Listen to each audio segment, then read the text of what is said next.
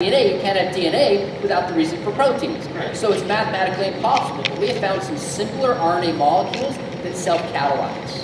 Okay. So the problem of the origin of life can be explained by a simple RNA molecule that began the chain.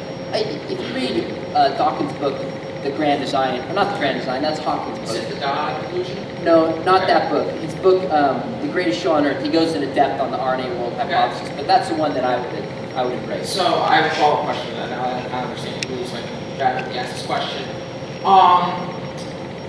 Irreducible complexity, have you heard that word, that phrase before? Okay. Yep. So how would you explain something like that cell is complex enough that it can't evolve into pieces? I assume you understand that, right?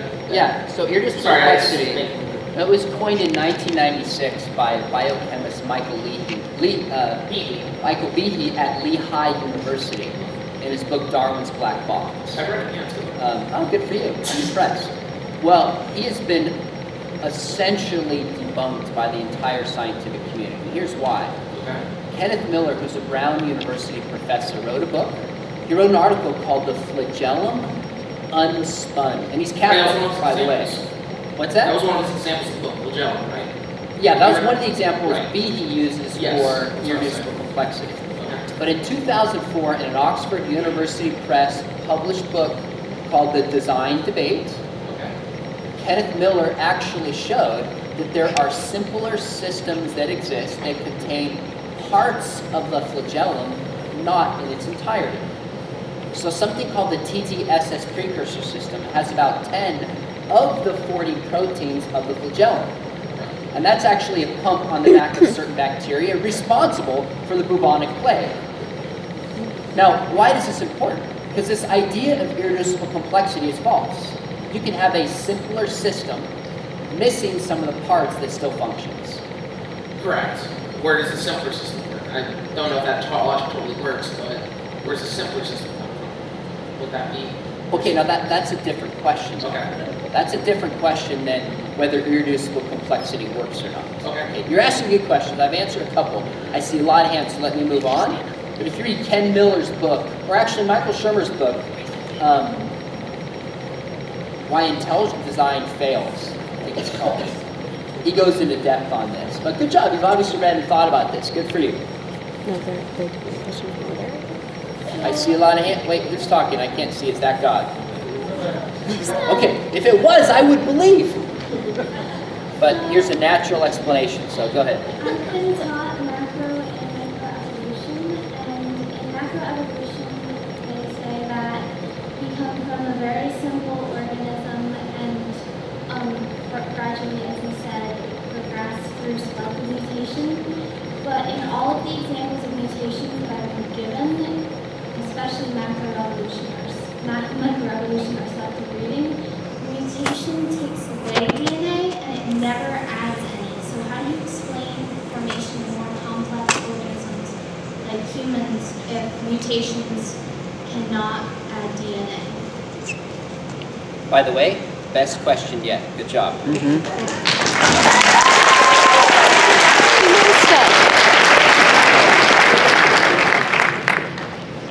It's easy. Most mutations, in fact, are harmful. That's true. But as Dawkins points out in his book, The Blind Watchmaker, and in Climbing Mount Improbable, all you need are a few positive mutations, and that's enough to advance organisms forward.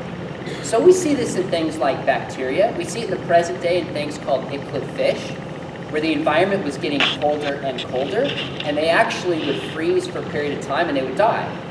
But because of a mutation, they gained the adaptive ability to survive being frozen for a period of time, water, and then come back out of it and continue to live and pass that down to the next generation.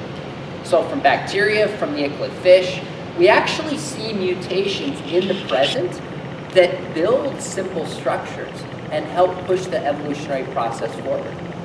Well, if I can clarify, so are you saying that when they gained that ability, they gained DNA, or are you saying that they lost DNA that allowed them to have that? DNA is what stores the information in a cell, which stores the information for the organism. There's what's called epigenetic information outside of the DNA as well. But in DNA, when you have slight changes, it can actually lead to very significant biological changes. So take the English language, for example. If you were talking to your grandma and you said, let's eat, comma, grandma. I've heard this. That has very different meaning than if you leave the comma out. Right? Let's eat grandma is very different than let's eat grandma. My point is, within DNA, and this is what's called evolutionary developmental biology, we've seen slight changes, even on the DNA level. In fruit flies, for example, will develop an entire new antenna just because of slight changes. Now, some of those are harmful, but some of those are positive and move the structure forward of the organism. Yeah, good question. We'll do maybe a couple more. Better be good. Okay. So, we talked a little bit about morality when you mentioned it. So, I'm kind of going under the assumption you believe murder is wrong, right? I do, yes. Okay. So, where does, Despite what she thinks, I think murder is wrong. so where does that belief come from? Because we're talking about, is morality man-made? Do you believe that morality is man-made? No, I don't think morality is man-made. I think morality is objective and exists in reality outside of us. Now, I think evolution has wired us with certain sentiments, with certain moral feelings and capacities. Look, if we as a species had the belief murder was okay, we'd wipe ourselves out. Those kind of beliefs have advantageous reasons behind them that if we didn't have them, we couldn't survive as a species.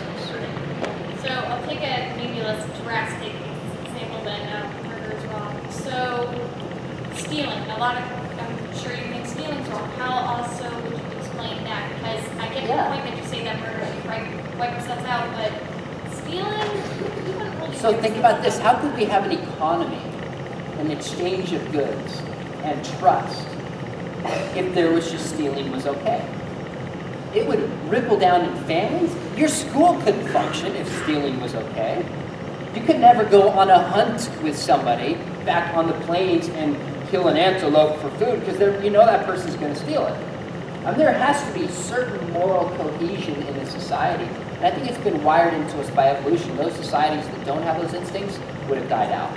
No, just one more thing. You said before that you don't believe that morality is inherently man-made, and you say that it comes not only just from the evolution that's wired into us, but somewhere else. What exactly do you mean by out there?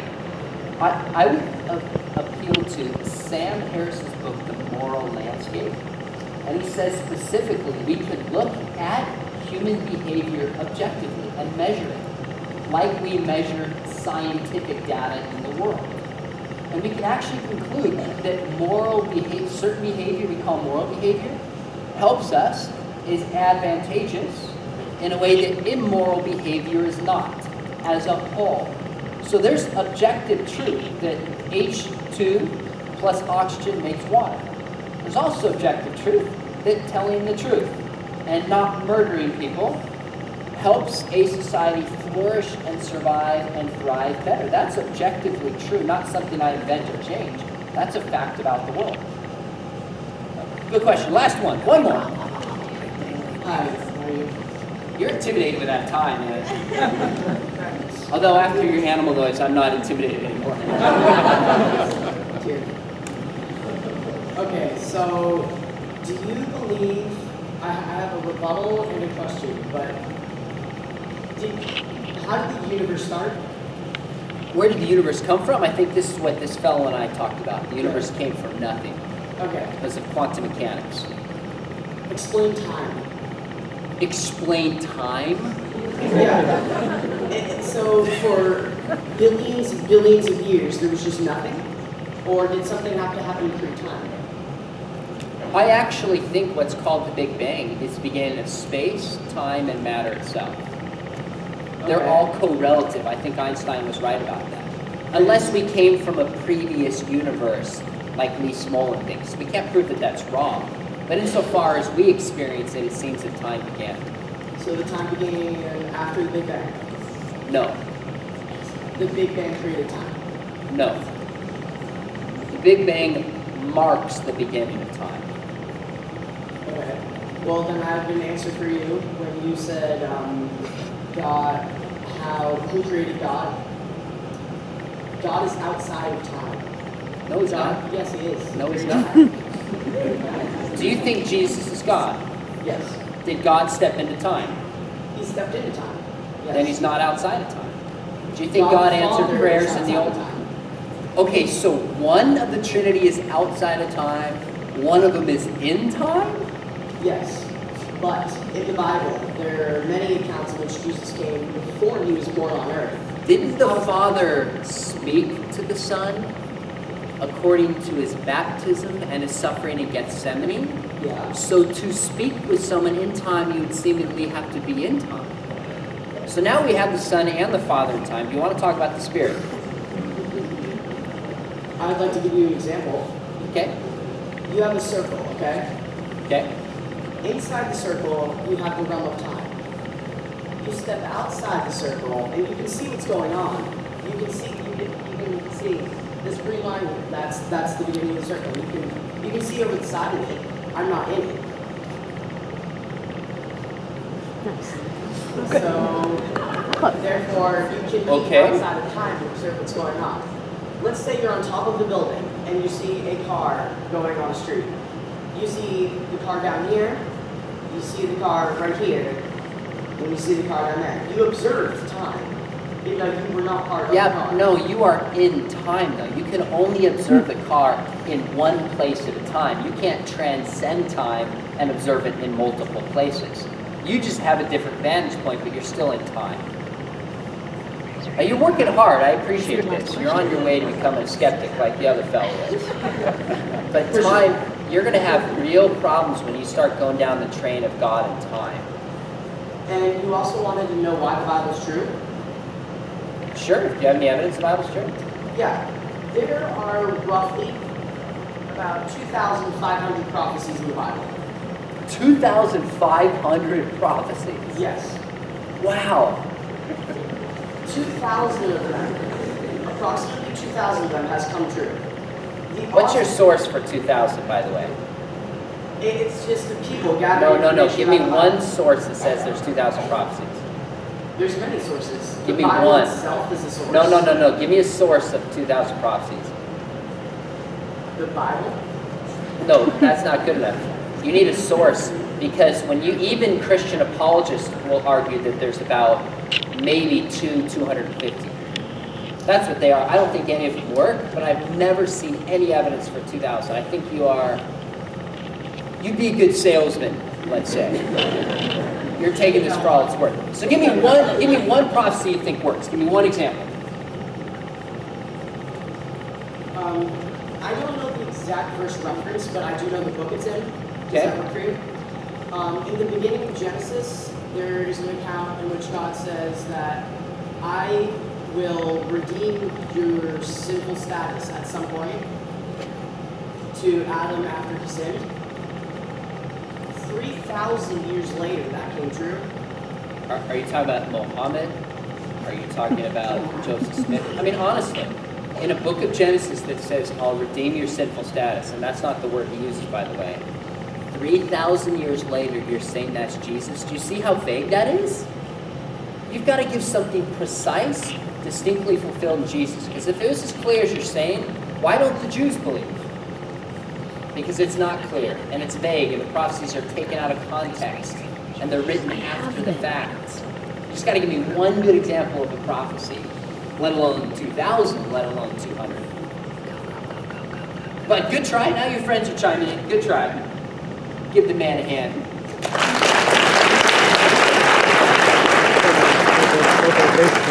Mr. Atheist is gone.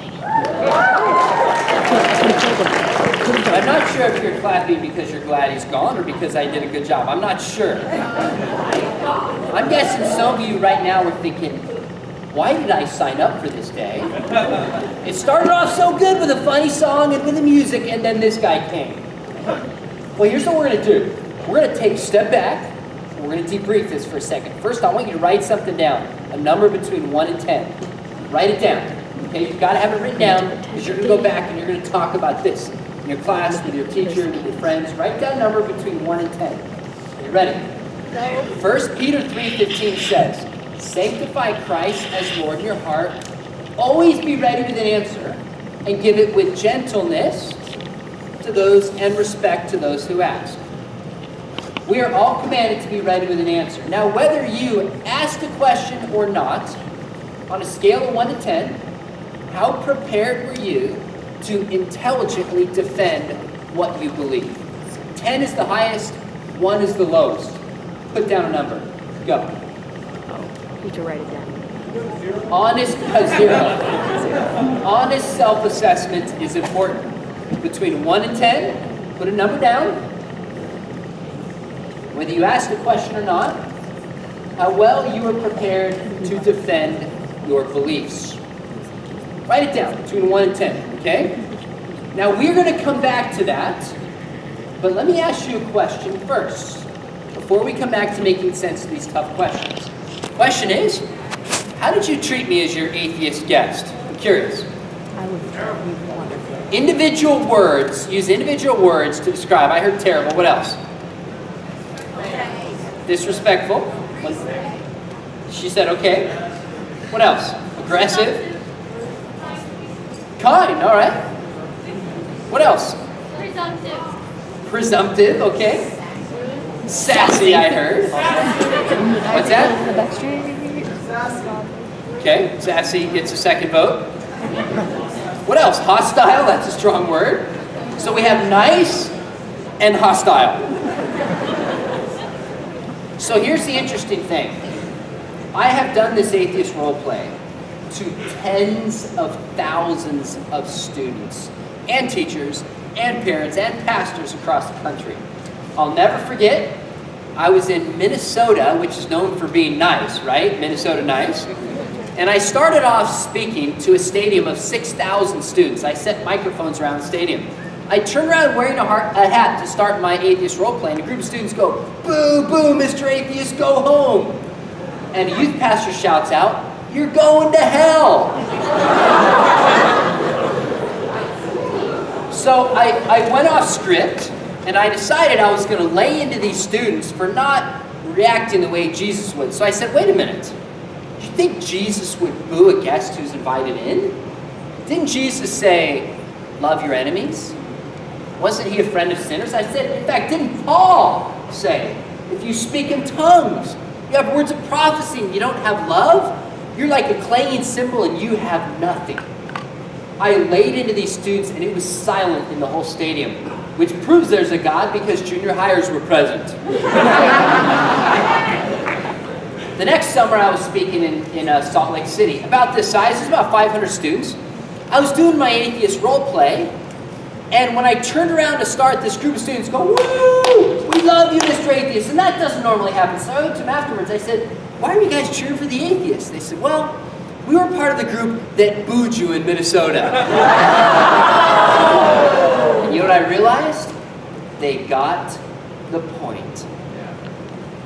Friends, listen very carefully. There is the truth of what we believe, and then there's the way in which we communicate that truth.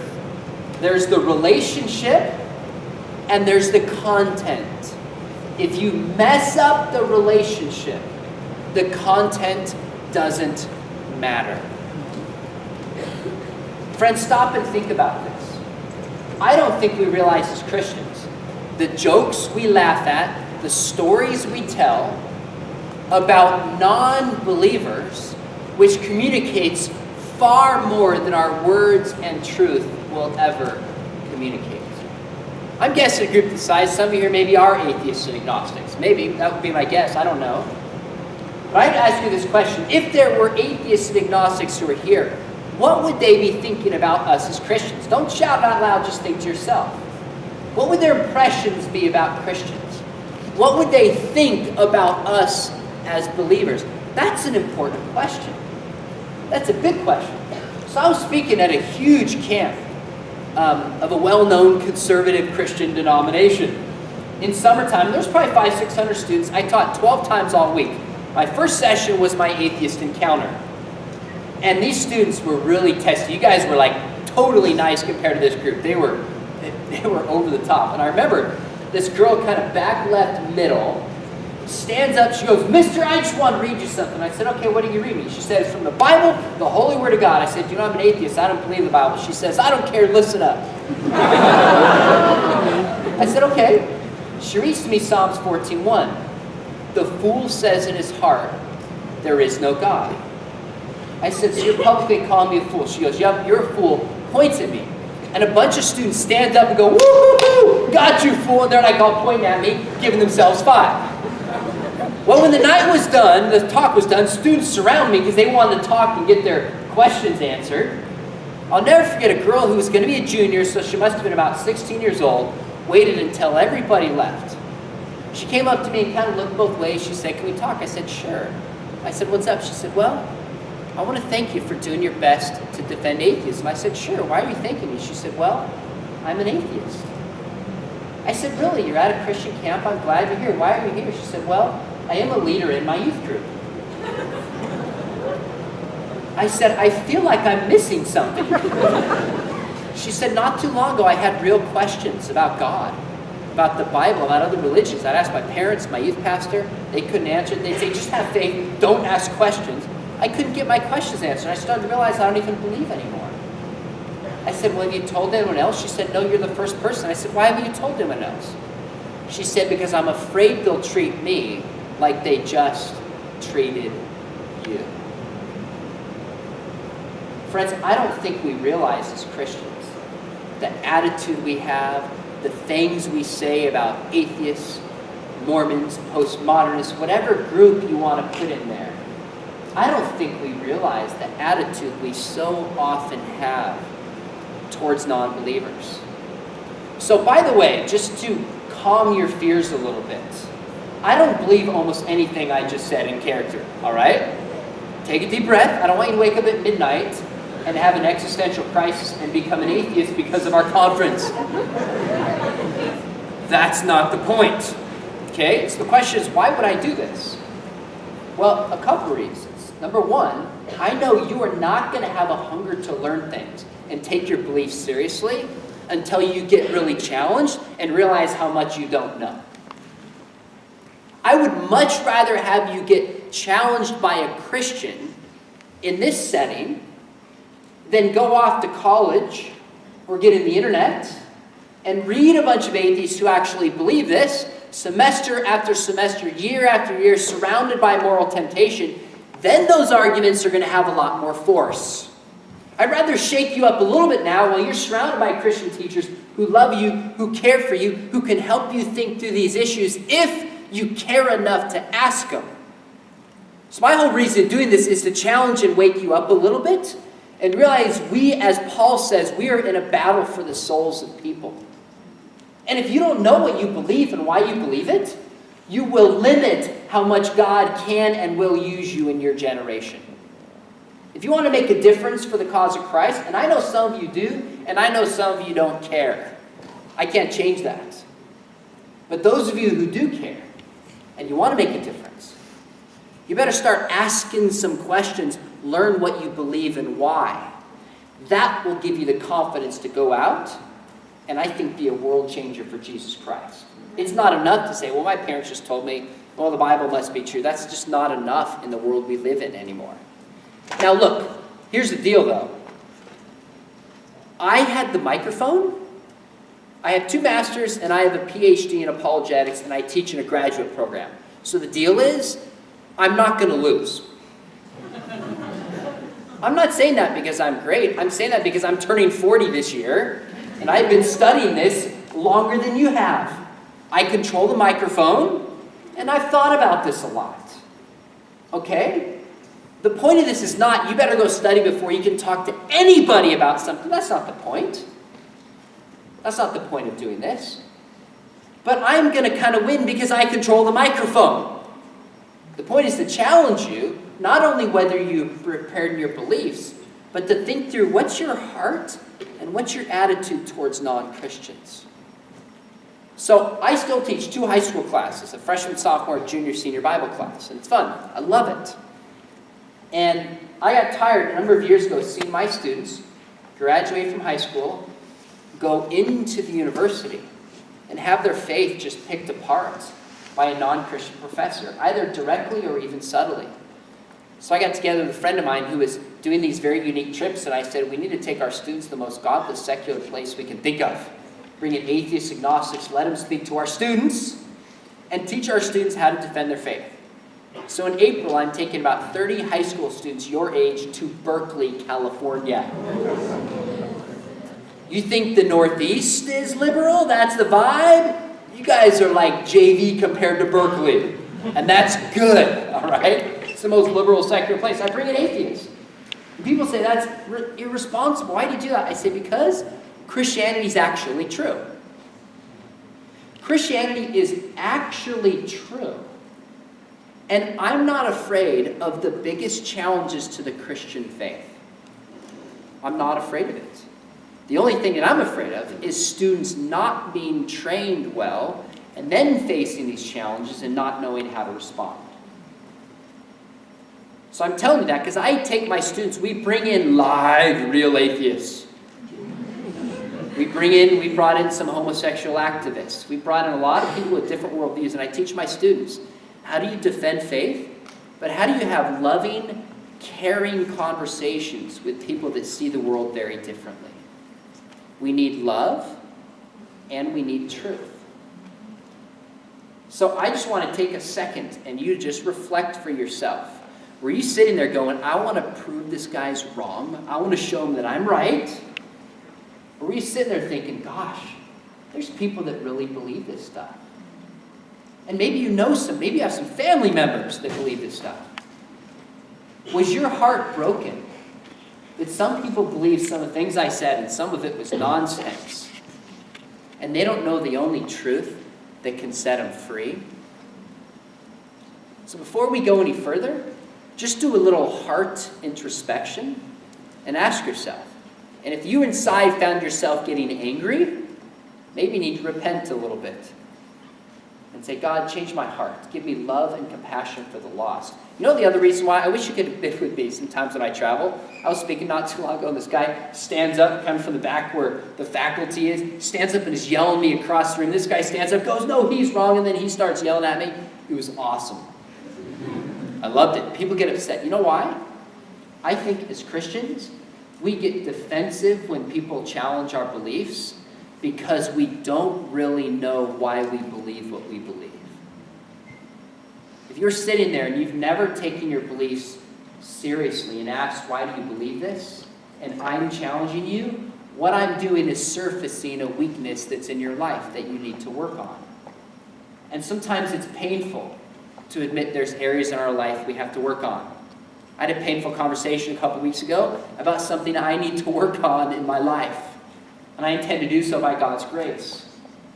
But hopefully if you got upset, hopefully if you found yourself defensive, that's a sign of an area where you need to grow in your life, which is a good thing. Now, with that said, let me talk about two things, and we'll come back to some of the questions that came up. I'm not going to leave you hanging, don't worry. The other thing I want you to notice are the tactics that I used in this conversation. So you tell me, raise your hand, what strategies did I use to control and engage this conversation? What were the strategies that I was using? Yes? Being condescending. Oh, right behind you, the girl with the glasses. I was very calm. Yeah, did you notice how calm and collected I was? That makes me seem pretty confident, doesn't it? When someone doesn't get rattled and they speak with confidence, that's a means of persuasion. There was a presidential debate last night, or a town hall, and one of the commentators was saying you could tell one of the characters was getting agitated, and that shows weakness and makes him less persuasive.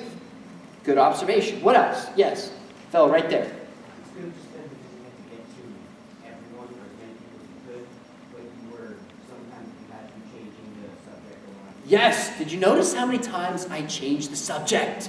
How many of you noticed that? Mm-hmm. Okay, good. I missed my calling into politics. Right, you asked me about this, and I took the conversation where I wanted to go. In logic, this is called the red herring. They would train hunting dogs on a scent, and they would drag a red herring fish across the trail to see if the hunting dog could stay on its original target or if they'd get sidetracked. A red herring is something that sidetracks, and I did that a lot. Good observation. Yes, right there. You allow people to make assumptions and be arrogant in the way that they spoke? I did. I actually called people on your assumptions. Did you guys notice how many assumptions you had of me? Did you notice that? Instead of asking, do you believe this, you imported assumptions on me. So I called you on that. I was like, wait a minute, I don't remember even saying that. All right? Yes, in the checker. You cited a lot of books that none of us will have read, and therefore don't really even know if that's the case. Did you notice how many, one, big words, and two, specific references that I gave? How many of you noticed that I was doing that? Okay, good. All right. You guys are picking up on it. What does that do? In your eyes, that makes me say, gosh, this guy knows his stuff. He's really confident. He knows something I don't know. Right? That's a persuasive tactic, okay? Now, that's because I do this for a living, all right? And I kind of get the same questions after a while. I get the introducing complexity one, origin of life. I get a lot of these same questions, so I'm ready, and I know that's persuasive. That was one of my tactics, okay? Yes, behind you.